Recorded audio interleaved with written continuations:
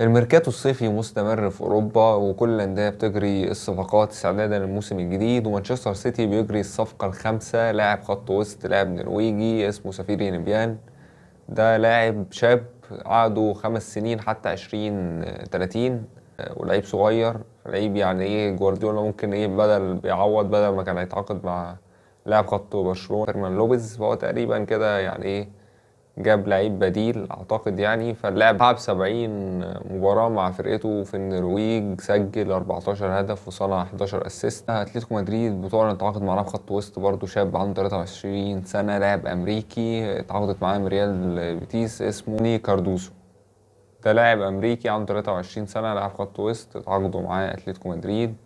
اما في ريال مدريد، رحيل رحيل لوكاس فاسكيز عن ريال مدريد، ولاعيبة ريال مدريد كلها كانت بتودعه، سواء كارفاخال او كيليان امبابي او راموس اللي في ريال مدريد، لاعب راموس اللي بيلعب دلوقتي في مونتيري المكسيكي.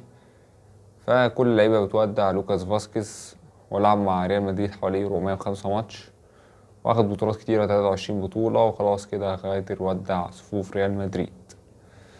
بعد فوز تشيلسي بقى على باريس سان جيرمان في نهائي كاس العالم للانديه، اخدت طبعا بطوله دوري المؤتمر الاوروبي وبطوله طبعا كاس العالم للانديه بالنظام الجديد 32 فريق.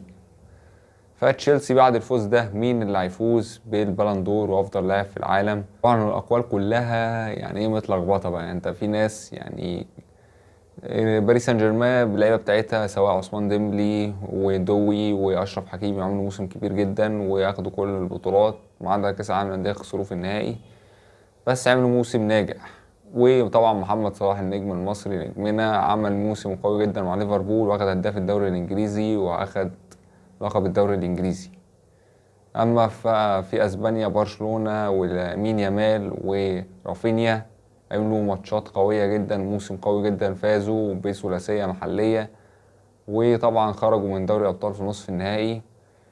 بس برضو عملوا موسم كبير، ولامين يامال عمل يعني هو حاليا في الموسم افضل لاعب في العالم كمهريا، موهبة صاعدة، لعيب كبير كبير جدا، فارق مع برشلونة، فهو من امهر اللاعبين. بس طبعا ينقصه اللي هو ما اخدش دوري ابطال اوروبا، وما اخدش طبعا بطولة دوري الامم الاوروبية مع اسبانيا اللي خسرها في النهائي امام البرتغال.